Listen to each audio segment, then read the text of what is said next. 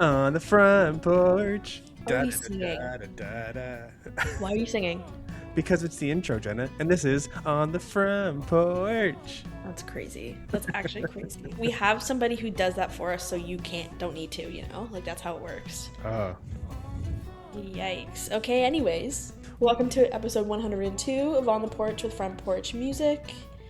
No, we haven't heard from Shania Twain in a while. I thought she'd hit us up by now. I thought So she'd if be you got tearing a- down our door here. If you got a link with her, hit us up. Because That's right. I think we need a mild intro. Today we have country artist Alex Hughes joining us from Alberta. She just put out a new EP called Take Me Home. It's a collection of songs that some are already out, some are brand new. She has a handful of Country Music Alberta Award nominations, which is really great.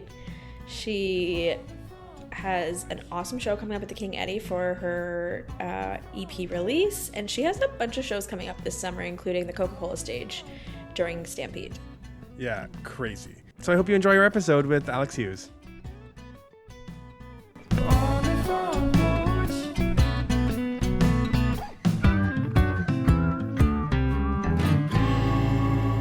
Welcome to On the Porch, the podcast, Alex Hughes. I can't tell if you're in Alberta or if you're in BC, and I don't remember which one for some reason. I'm in Alberta. Have you been in BC at some point or no? No, but like maybe you're associating with BC because of Jeff. Jeff's out in Vancouver. I Oh, know. maybe. Yeah. Yeah. Okay, maybe I that's what. wish. I love BC, but You just I'm give kidding, I love the Alberta. BC glow, you know? BC glow. It's actually sunny here today, so that helps with the glow, but Same here, but my glow is just sweat because it's so hot today. I can't believe that. 34 degrees and humid. Whew. Yeah, she's gross out today. Is that what's happening outside? It is 34 degrees up in my neck of the woods right now, Jenna. Oh, it's 27 here. It's still pretty toasty. Wow. Yeah, toasty. Anyway, we're not here to talk about the weather. We're here to talk about you. Well, the floor is yours. Take it away. Over to you, Alex. Back to you in the Yeah. studio. Welcome to the porch. Thanks so much for joining us. Why don't we just talk a bit about where you're from, how you got started, general life of Alex. Who are you? Yeah. Let's start with who are you? Okay. Who is Alex Hughes? Well, thanks so much for having me today. I'm so excited to be here and be chatting with you both. I'm Alex Hughes. I'm born and raised in Calgary, Alberta, and I've been singing and performing ever since I was like 7 years old. So I won't calculate how many years that is because it's starting to get to be too Like many. 21 years-ish? That's all. Yes. You know what I hate about? Sorry, I'm totally interrupting here. When you're like online, these forms that are like fill in your age, and the drop down box just like you have to spin that sucker like it's Wheel of Fortune, like trying to get I as far know. down as possible to get to your year of birth. So sad. Yeah. Sorry, So as you sad. were saying. Yes. Or when you like meet a kid who was born in like 2000 and I don't know, like That's it. five. Yeah, Seven. it's like it's just startling. Really cool. Yeah. So no, but I've been singing and performing forever, and I've had a really interesting career through music through my youth. I spent some time living down in Los Angeles, working with a producer there. Spent a little time going back and forth from Calgary to Nashville, and now I've settled here in Calgary. And yeah, just really working towards my artist career here in Canada, and it's truly becoming a really exciting time to be an artist in Canada. And I think you guys are a huge part of helping continue to make this scene kind of grow. So yeah, it's been a really exciting journey so far, and I'm just grateful to be here and to be getting to play some really cool shows and really starting to get some momentum and building in my career here. So Did you grow up in a musical family? yes and no. So my extended family, is super musical. On my mom's side, her grandparents actually played in a Polynesian band in India, which is just sort of like a wild, I know, like, sounds very random. But yeah, they toured across hotels throughout India. And that musical influence did kind of spill into my extended family. So I have cousins and stuff that played in bands, and our family gatherings always had live music, including like I started to get on I would like open for my cousin's band when I was like 6 or 7 years old with, I'm sure, an epic Spice Girls cover or something ridiculous. But yeah, in my like direct family, I'm the only one that's crazy enough to be on this music journey, but definitely have a lot of musical influence through the extended family. That definitely explains the line in your bio that says South Asian and Filipino roots and influence. Yes. I was like, I know. I'm like actually translucent in this sunshine lighting here. But yeah, my mom's exotic, so that's fun. It's a fun part of my journey and has definitely shaped even some of my influence and stuff in sort of a unique way. So How old were you when you were going to LA working? by the end of the time I was there, I turned 21. So I finally got to legally have a drink when I was there. So it was a long time ago, yeah. Yeah, what was like spending some of your like formative years and like early music career years in such a like, I don't know, to me, LA is just a place where you go for your dreams to die because all anybody cares about is like literally, I don't know, evil. Yeah. No, you're totally right. It was honestly, I would say it was like almost, it was discouraging because even though I had an opportunity to work, I was working with Walter Athanasiev, who is a Grammy Award-winning producer, and it was a huge opportunity to get to work with somebody at that caliber. And I learned a ton, but on a social aspect, it was so discouraged. It was so discouraging. Like there were, just the people you meet, you can just feel that if you can't offer them something immediately, then they don't want to have anything to do with you. So like the vanity level was crazy. Yeah, I had a hard time making genuine friends. My producer's girlfriend was my friend, so I got to go to some events with her. But yeah, it was like D-list celebrity events, so it just was like unfulfilling. yeah. So because in a lot of ways, Nashville can kind of be the same in like some ways in terms of like everyone's chasing a dream. What was the similarities or differences or both that you saw between working in LA and then moving over to Nashville? Yeah, I think one thing I really like about Nashville is it feels like it's so much more about the songs and the stories, and it feels like things are so rooted in how important it is to write songs at a certain level. So in that way, I found the creation of the art a little bit more rewarding and fulfilling, as opposed to LA where it's like, it's so rooted in the pop world. So it's a lot more about how it sounds. And I obviously think that's important, but I think I've grown as an artist in discovering that, to me, my favorite part about country music is the lyrics, is the storytelling part of the music. So it did kind of take me a little while to sort of learn that that's where I sort of stood on an artistic level. And yeah, I think Nashville has that same like hustle mentality, and it's so competitive because there's so many talented people there. But it just felt still a little more genuine, and even just Nashville itself, as I know you both know, like still kind of feels like a small town. Like there's something familiar about it. Maybe it's because there's so many Canadians there too. Yeah. At the time I was living in LA, like the friends that I made were like from had moved there from parts of like the southern US and just had more of that like those kind qualities. Everybody that I met that was like a true like grinding it out in LA was either just like completely worn out from it, or just like only wanting to to get to know you if they got something out of it. Yeah, that makes sense. I can see that for sure. I feel like that's like an early lesson in like the entertainment industry in general, though. Right. It kind of can be that way in transactional. Yeah.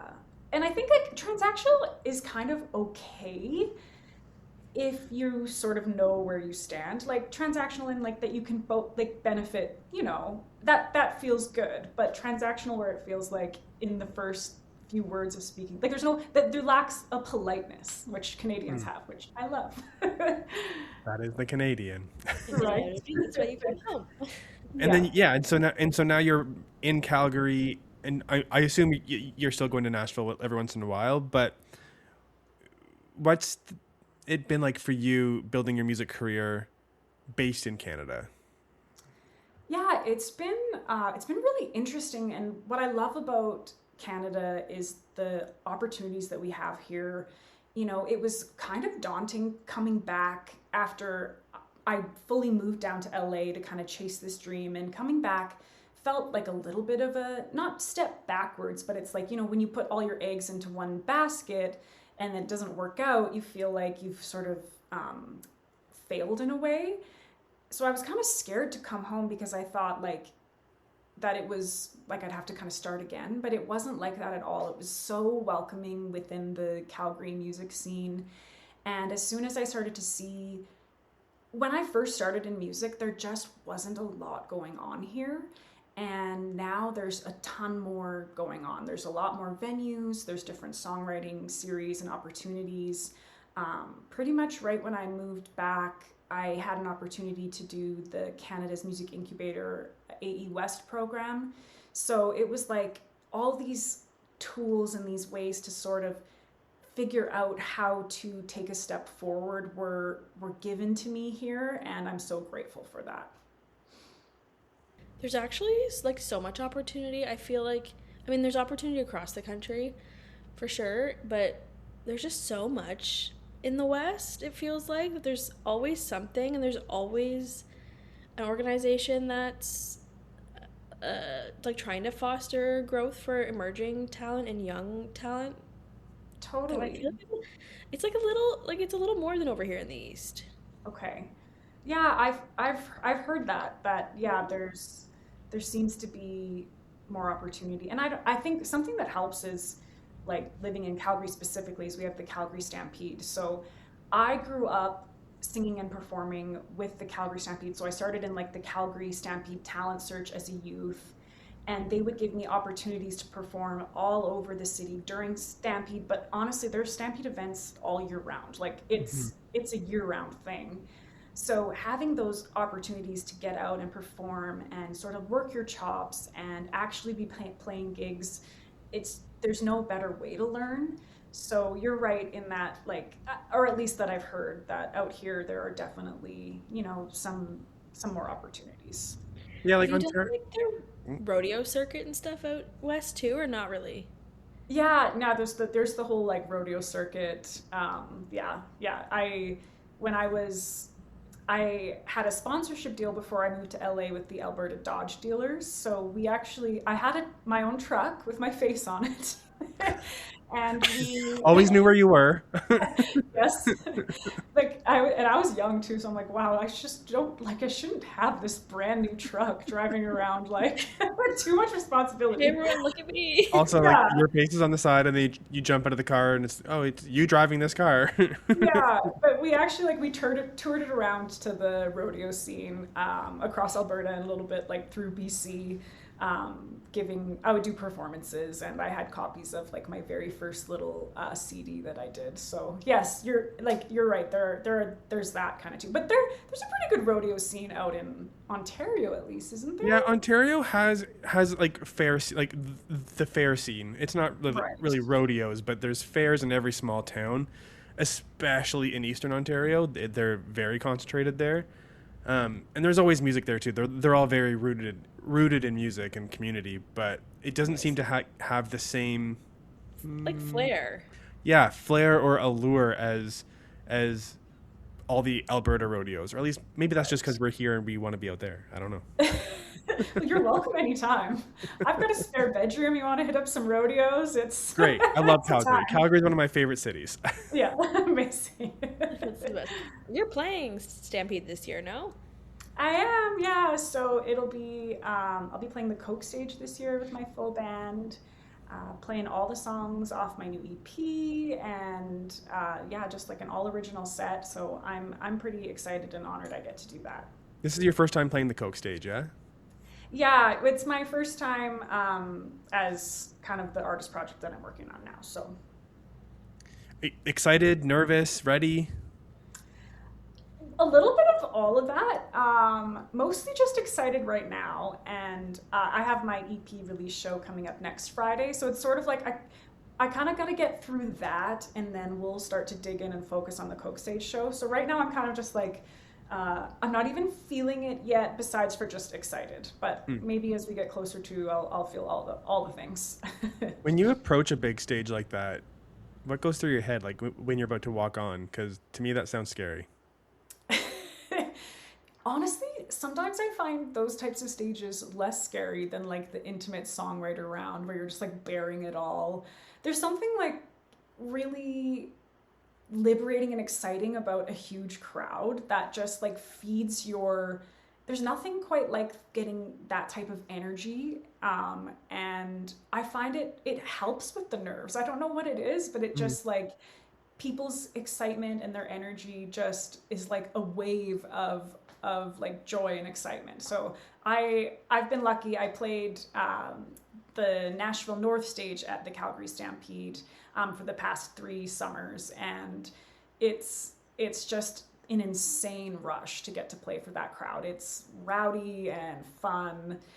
So the Coke stage will be a little bit different this year, but I'm imagining it'll be just kind of that same energy of just like a crowd that's really excited to be there. Everyone like loves Stampede right now. It sort of feels like it's having a moment. I know it's always popular, but like it just keeps getting bigger and bigger. So it just feels like it'll be this really big, exciting moment. I have friends who work in hospitality in Calgary, and they get so stoked for Stampede because they do all their bar tents, and they're like, we get to watch the shows. It's the best. It's just like such a huge thing. I feel like this is probably like the first time I've actually been like, but I feel like I haven't been. Me neither. And people are always like, you gotta go to Stampede, you gotta go to Stampede. And I'm like, nah, I'm fine. Right. And now I'm sitting here, I'm like, huh. We're gonna get you. I can't believe you both haven't been to Stampede. Oh my goodness. I haven't, and I lived in Alberta during Stampede time. I mean, I What? wasn't in Calgary, but I have family out in Alberta, so there's really no excuse for me to have been. It's really more of a family embarrassment at this point, but you know, I'm used to that, so it's okay. Hey, you gotta come, especially like just the music. It's just nonstop. It's kind of turning into a music festival. So, yeah. Kind of. It's a full-on music festival. It's right. Yeah. You get to get dressed Like, up. I think there's more artists than there are horses there at this point. Probably, honestly. Yeah. That's so funny. I was going to say cows, but that felt mean. And then I said it anyway. Right. I think we should talk about your EP. Oh, I'd love to. Yeah, it just came out a few days ago. Congrats. Thank you. Yes, I'm so excited that this EP is finally out. It's been a long time in the making, and some really exciting things have kind of happened through the process, including kind of getting to expand my team.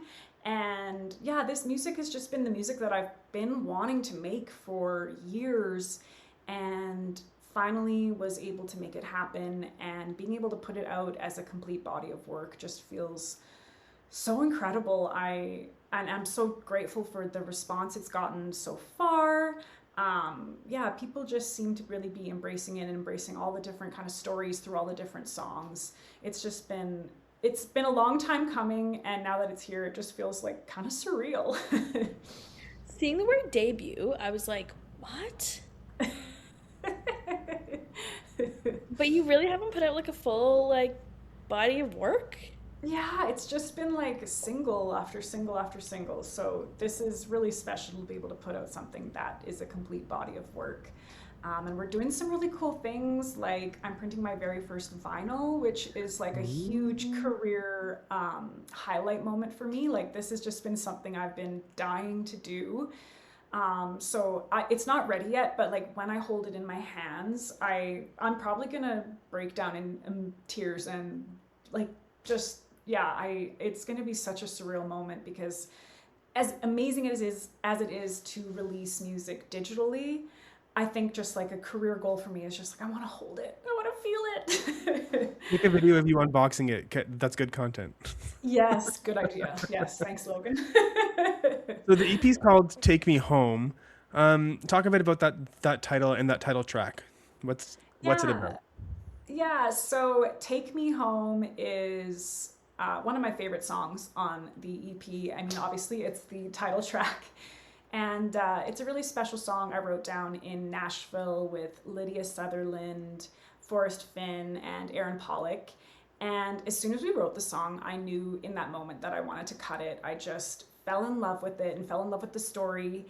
It's the love story, but it's a love story about just that moment when you just want to know every single thing about that person. You could ask them a million questions and it wouldn't be enough. You want to know them. One of the lyrics is from your head down to your roots. Like I want to know where you came from, who your mama is, just all of everything that makes a person who they are. So it feels like a special song because it just has this deep longing for just getting to know somebody on a level that is super, super deep. So yeah, it's a special song. It's produced by Dan Swinimer and it's sort of a vibe. It's like we kind of leaned into a little bit more of my pop influences in the production of it. And yeah, it's one that felt like it kind of captures the whole picture of the EP as well because it's, it's fun, but it's also a serious love song. So yeah.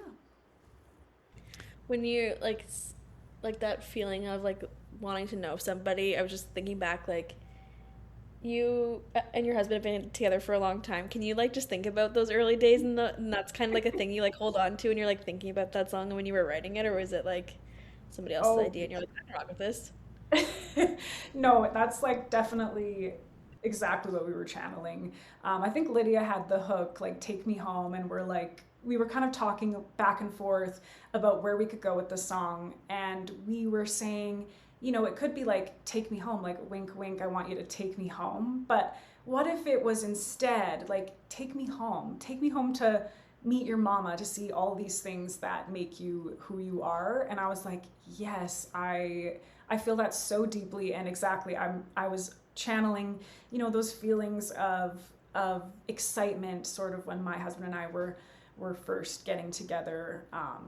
We actually started dating right after high school, so it's like that feels very long ago, but it was very fun to channel it.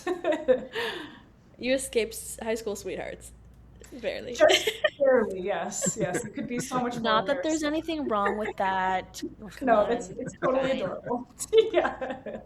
No, yeah. I love that.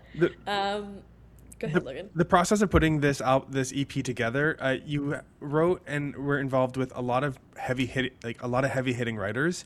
When you were trying to decide what to put through this collection, and writing with some of these people, what was that like? Oh, it was incredible. I'm so grateful to all the friends that kind of helped make some connections, and to be able to get in the rooms that I did, I'm so incredibly honored. And the fact that now we have these songs and they're out in the world, it's just so surreal. Kind of a dream come true, honestly. I've been at this for a long time. And to get to kind of like level up a little bit and work with writers at that level and producers at the level that we kind of landed feels almost surreal. Like, I can't believe that we got there and I got to do all this, and I'm just so grateful. On that note, you've been at this for a long time. How did you, like, you're curating one EP to start here? Were you not like, no, there's so many songs. I just like, are there songs that you're like, "Ugh, I wish this was like we couldn't do it, but we like it has to wait for next time or anything like that?" Oh, yes, yes. Yeah, there's I have tons of songs kind of in the catalog that I'm still hoping we can cut. But as you grow and evolve as an artist, you write new songs and they feel like they sort of honor your story a little better. So I'm sure there's kind of a happy medium, but yes, there's definitely a lot more material in the works, and more to come. So this feels like the start of something. As far as what that looks like, we're still kind of figuring all that out. But yes, definitely writing for this project, we were able to get a lot of really beautiful songs that feel special and important. So yes, hopefully more get cut. Let's kind of. I want to ask you about one of the other songs on your EP called "Until This Fire Dies." That one is, when I was listening through it, this one kind of stood out to me as one that was kind of like, well, it caught me. So, what's that song mean to you? Yeah, and I'm so happy to hear that it stood out to you. It's kind of the one that sparked this project, honestly. So I wrote that song with Aaron Pollock, and I started working with Dan Swinnemer as a producer, and it was one of his favorites from all of the demos that I sent him. And as soon as we started to build and create that song, it felt like, I swear, I'm not even trying to be dramatic, but I feel like I got like tingles just of like, this is it. This is finally the sound that I've been going for and that I really want to be able to present as an artist. So thank you for saying that one stood out to you, because we released that one as a single and had some success with it. So it's actually what got me in the writing rooms to be able to write the rest of the EP. So it's truly a special one off the EP. Is there any song on the EP that you can point to that you're like, this one like matters to me? It maybe is like something a little more fun for everybody else. I'm just thinking, like, when we were talking to another artist and they had released their album recently, it was like, what's that one song that actually is like, if somebody really hasn't heard you before, like, Ooh, that's a great question. Yeah.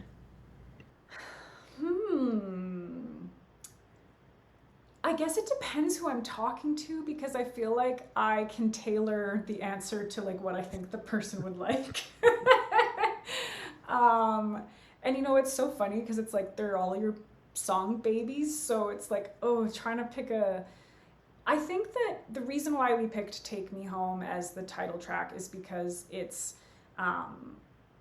sort of the best representation of where I see myself as an artist and kind of even looking forward into the next project. So I think that one's like a really good one to say, like, here, this is like a taste of me.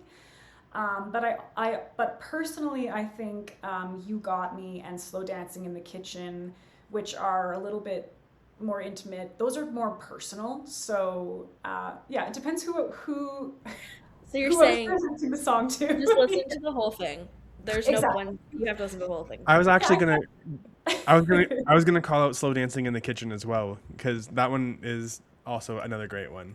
Oh, thank you so much. Thank you. Yeah, that one, I was able to work with Kyle McCurney, who produced that one for me. And it was a late add to the EP, just like in the way that the project kind of came together.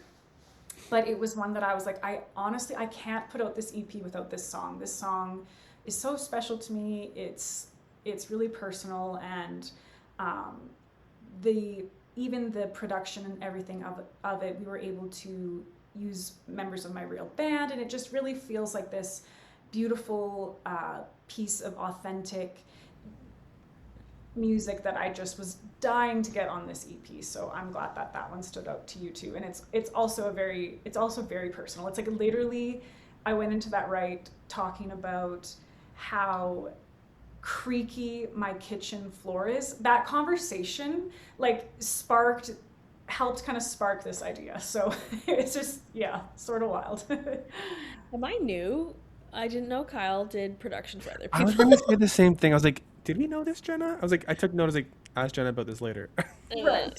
Yeah. No, I think that, well, he just built a beautiful new studio in his home. So Probably by him I think with his he own was hand. starting to Yeah. build it when we talked to him. I think so. on the Okay, podcast. crazy. He was telling Yeah. us about all of his reno projects. Yes. So I might have been one of the first artists besides him to record there, and it's amazing. So yes, I think you might be hearing some more produced by Kyle McCurney stuff. Interesting. Hmm. Yeah, but also not surprised because he's. Yeah, no. I just remember talking to him, being like, "You what? You did what in your past? What?" And they're just like, Yeah. he's a man of many moons. Man of big time. literally many hats. Yeah. Literally, yeah. What's coming up next for you here? Yeah, so we've got a great summer of festival shows. Obviously, we were talking about the Calgary Stampede Coke stage.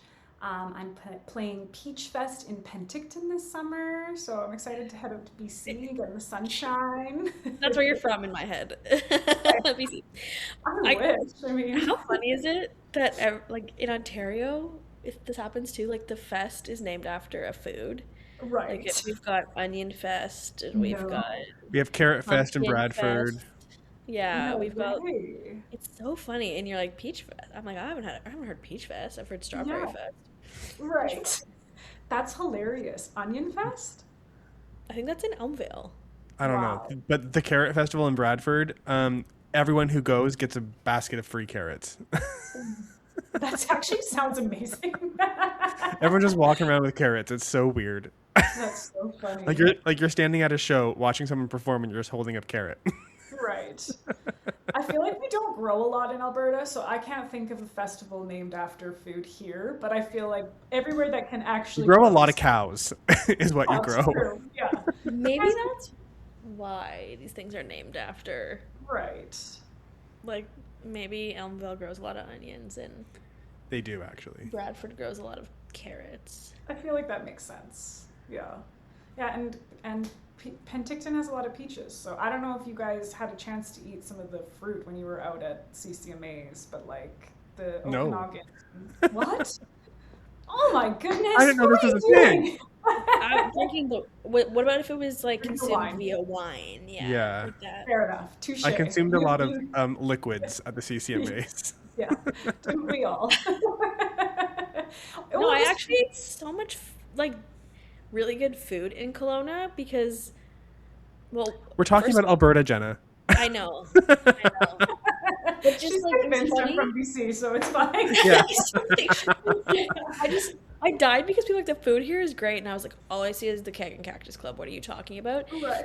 Then we found the cutest little places though, and I was like, oh, the food is great here. Yeah. Yeah. No, it's awesome. So Penticton does have a lot of peaches, so that's why it's Peach Fest.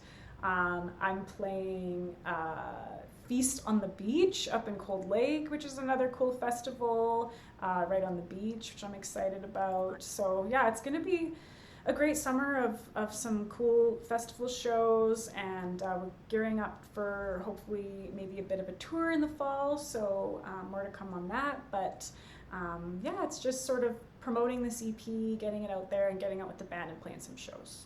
That's so exciting. It's nice when you've got like, you get to tour an EP. Like it's not just, like you have your set list, your singles, but even like thinking about growing up playing cover shows when you're younger, and like you're doing the thing that your younger self who is playing covers for 3 hours a night, like you're doing the thing that version of you wanted to do, I know, it's like, it's so surreal, and I'm so proud of this EP. So when I play it, it feels just as rewarding as like those cover shows or cover songs did in those shows, because people are actually like connecting with the songs and they're stoked when they hear all my original music.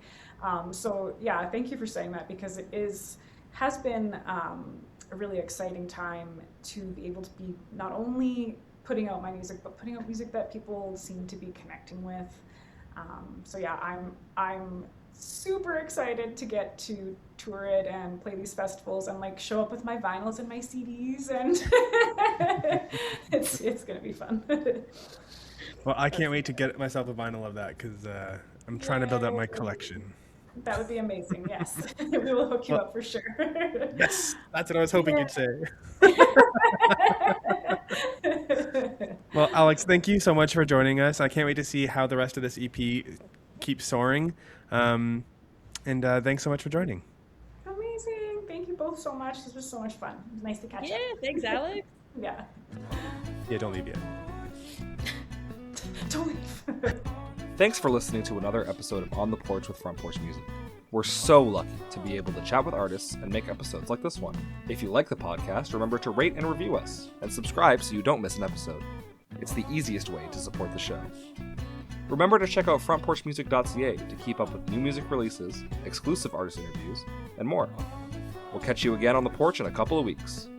On The Porch is hosted by Logan Miller and Jenna Weiser, and produced and edited by Jason Saunders. That's me. Our theme song was written, produced, and performed by Owen Wrigley.